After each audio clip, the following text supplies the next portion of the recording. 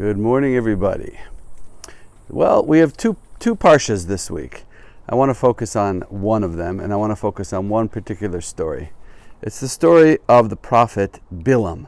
Bilam, who is a sorcerer and has some kind of special powers, is approached by the king of Moab to come and curse the Jewish people.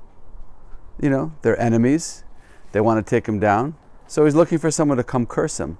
So they come to Bilam, and Bilam says, I'm willing to do it, but let me check with God.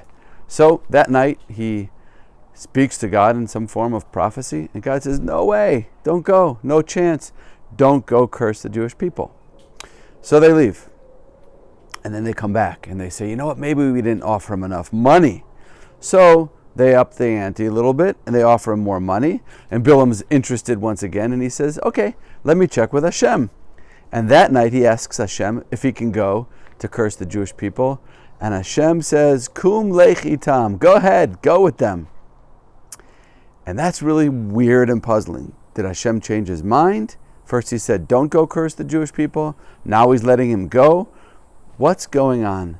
So Rashi, the great commentator Rashi, who helps us understand everything, shares with us a very important principle based on the sages of the Talmud, which is that in the direction that a person really, really wants to go, Hashem will not only allow him to go in that direction, but sometimes he'll even assist him to go in that direction, even when it's not good for him, it's not good for the world, it's something terrible. This is the principle of B'derech she'adam rotze lelech molichin oso. In the way that a person wants to go, Hashem will lead them. Now, once we know this, it's very important to consider and to keep in mind that sometimes we decide that we want to do something and it's super important and we're incredibly determined to make it happen. And we try, and a door shuts in front of us, but we're not going to let that stop us. We're going to keep going. We're determined. We don't give up. And we try something else, and another door closes, and we take a new approach. Nothing happens again and again. At a certain point in that experience, a question comes up. Maybe Hashem is saying no. Maybe he's preventing this from happening for some reason which I don't understand. See, I have my plan. I know how I want things to work out in my life. I know what I want to achieve and accomplish. But Hashem has a bigger picture. And although it's important to be determined and not to give up and not to let a no derail your plans every single time, but it's also important to realize that Hashem will lead you in the direction that you want to go if you want it badly enough, even if it's not the right direction for you. And even if it's not good for you, and even if it's going to take you somewhere where you don't want to be, because that is the spiritual reality of this world. If you want something badly enough, and if you're determined enough, Hashem will allow it to happen and help to make it happen, even when it's to your detriment, even when it's not what Hashem wants for you.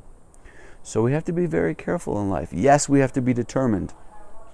Yes, we have to try hard to make things happen that we deem important, and even continue to push and try to make these things happen when doors close in front of us. But we also have to balance that with a humility and a realization and understanding that Hashem also has a plan.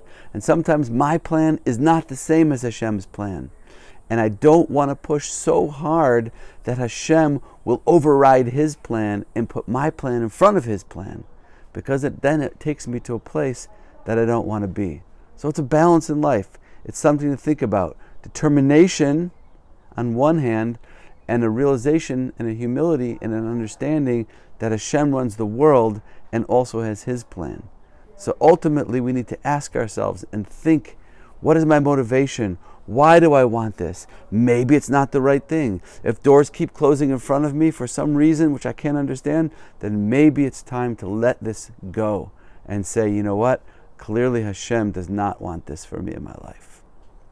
Something to think about as we sit together with our families on Shabbat, and wishing everyone a wonderful Shabbos.